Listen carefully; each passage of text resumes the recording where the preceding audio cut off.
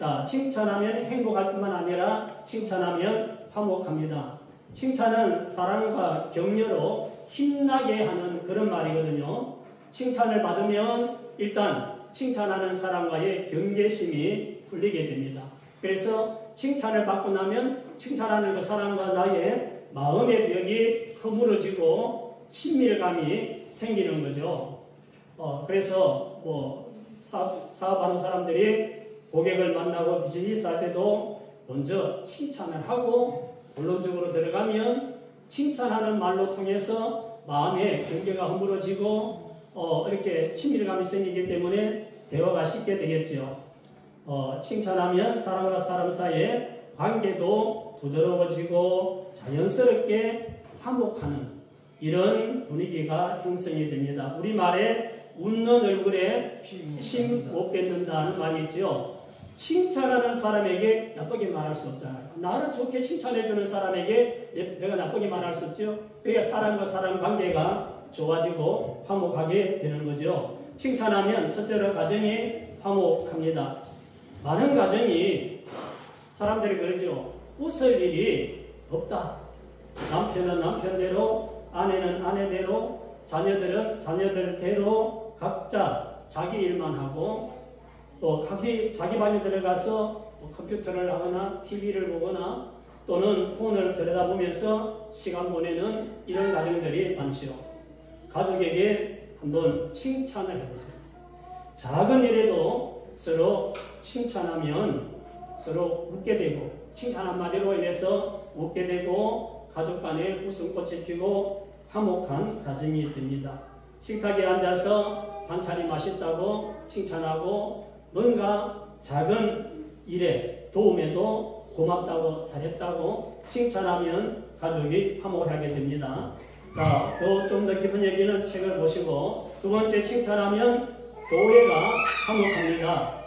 가장 화목해야 될 교회가 오늘날 갈등이 많이 있습니다.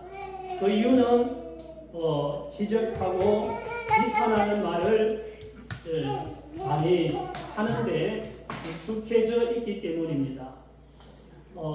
그러나 부정적인 얘기, 잘못하는 걸 지적하고 이런 것보다 작은 것이라도 칭찬거리를 찾아서 칭찬하면 갈등은 사라지고 교회는 더 화목하고 은혜로운 공동체가 될 수가 있습니다.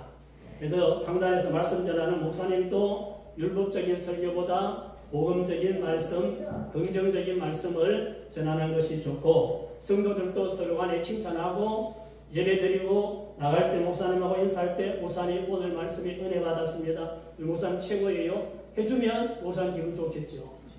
그래서 분위기가 칭찬하면 교회도 화목하게 됩니다. 세 번째 칭찬하면 직장이 화목합니다.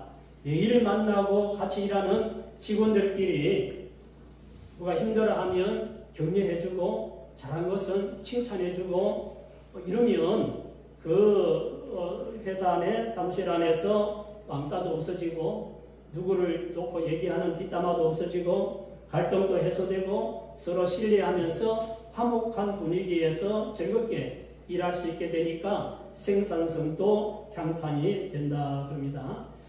직장 분위기를 좋게 하는 거 칭찬이 답입니다. 여러분부터 이제 내일 출근하면 사람들 살펴보고 누구를 내가 뭐라고 칭찬할까 해서 칭찬하시기 바랍니다. 물론 윗사람이 아랫사람들을 칭찬하면 더 좋겠지만 칭찬을 책을 읽어보지도 않았고 강의를 들어보지도 않은 그 사람들은 칭찬을 몰라요. 여러분이 칭찬하시기 바랍니다. 162업은 상대방의 장점을 찾으려고 노력하고 362업은 상대방의 결점을 찾으려고 노력한다. 이런 말이 있습니다. 자, 예수님도 칭찬을 하셨어요. 백부장의 믿음을 칭찬하실 때 예수님께서 이스라엘 중에서 이만한 믿음을 만나보지 못했다. 이러면서 예수님이 칭찬하셨고 또 예수님이 나다나엘에게 이는 참으로 이스라엘 사람이라 그 속에 간사한 것이 없다 하며 처음 만났는데 예수님이 나다나엘을 그렇게 칭찬합니다. 그 다음에 가나안 여인에게 여자여 내 믿음이 크도다 내 소원대로 되리라 하면서 믿음을 칭찬하고 축복하고 고민하는 문제를 해결해 주셨습니다. 칭찬하면 가정도 화목하고 교회도 화목하고 직장도 화목하고 너와 내가 화목한 관계가 된다. 그러니까 비판하거나 잔소리하거나 바가지 끌지 말고 뭐 하라고요? 칭찬. 그러면 속으로 목사님 칭찬할 게 있어야 이러지 마시고 칭찬할 거리를 찾아보면 칭찬할 게 있습니다. 자, 칭찬 교육이 필요한 이유. 왜 칭찬 교육이 필요한가?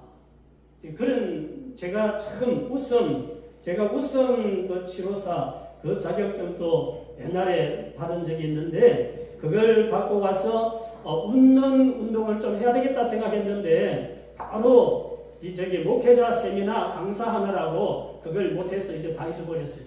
그때도 그냥 웃으면 되지 웃는 것도 뭐 공부를 해야 돼? 이런 생각을 하면서 뭘 가르치나 호기심으로 가서 배운 적이 있는데 칭찬도 마찬가지예요. 칭찬 그냥 칭찬하면 되지 칭찬도 뭐 공부를 해야 되는가? 이런 생각할 수 있는데 웃는 것도 배워야 되고 칭찬하는 것도 배워야 되고 공부가 필요합니다. 왜 필요한가? 첫째는 언어 순환을 위해서 필요합니다. 중학생들, 고등학생들 자기들끼리 말할 때 욕이 안 들어가면 대화가 안 될 정도로 욕을 많이 한대요. 그 책에 보면은 어떤 욕을 하는지 나와 있는데 근데 그 욕하는 연령이 초등학생으로 내려오고 있다 그럽니다. 이런 언어를 순화시키기 위해서 우리는 칭찬을 가르쳐야 됩니다. 그래서 잘하고 이런 부분들을 칭찬해야지 안 그러면 그런 욕하는 그런 문화가 안 없어지죠. 통계를 보면 이런 통계가 있습니다. 여성가족부 설문조사에 학생들 73.4%가 심한 욕을 하는 것으로 나타났다 그랬습니다. 또 초령 60분 방송에서 한 얘기인데 청소년 68%가 욕하는 악플을 달고 거기에 대한 죄책감을 느끼지 않는 것으로 나타났다 그럽니다. 학생들이 자기를 강하게 보이려고 또 왕따 안 당하려고 그래서 상대방 친구보다 내가 더 세게 욕을 하고 그렇게 욕을 한다는 거죠. 사람마다 부정적인 영향을 미치는 이 욕, 자기에게도 부정적이고 듣는 사람에게도 부정적인 영향을 미치는 이런 욕하는 이런 언어를 순화시키기 위해서 칭찬을 가르쳐야 돼요.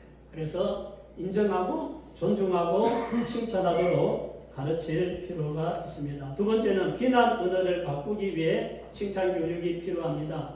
이제 뭐 선거가 지나갔습니다만은 선거 때 보면 정치인들 토론회, 청문회, 지금도 뭐 청문회 하죠. 청문회, 선거 유세 이럴 때 보면 상대방을 비난하는 말이 넘쳐납니다. 존중하고 인정하고 잘한 걸 칭찬하는 건 찾아볼 수가 없습니다.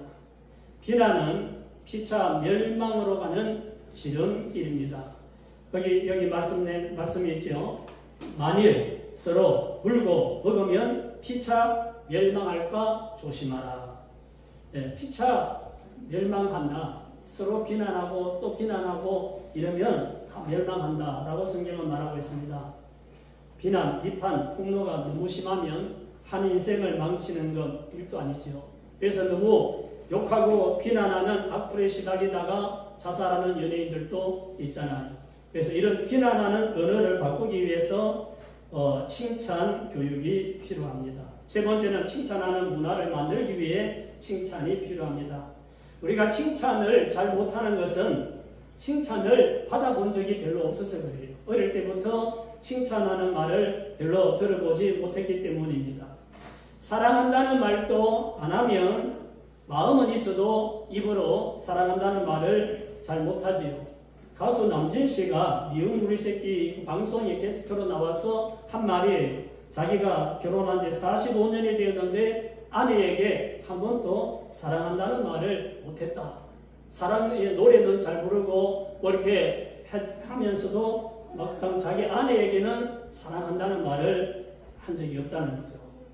욕하는 입을 순화시키고 또 비난하는 언어를 바꾸고 칭찬하는 문화를 만들기 위해서 칭찬 교육이 필요합니다. 자, 여기까지 들었으니까 아까 전에는 어떻게 해야 될지를 몰랐는데 옆 사람하고 칭찬 한마디씩 하고 여기에 최고라고 정말 멋져라고 있잖아요. 옆 사람에게 뭐라고 칭찬 한마디 하고 최고라고 집사님 최고라고 당신이 최고라고 칭찬 한마디 시작.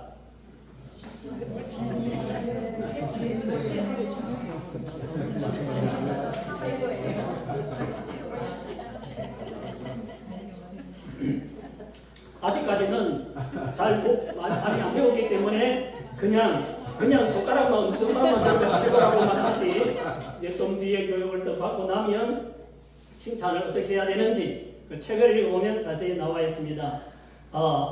여기까지 일부를 하고 오늘 보내드리려고 했는데 오늘 다음 주가 없기 때문에 뒤에 부분도 해야 됩니다. 잠시 휴식하겠습니다.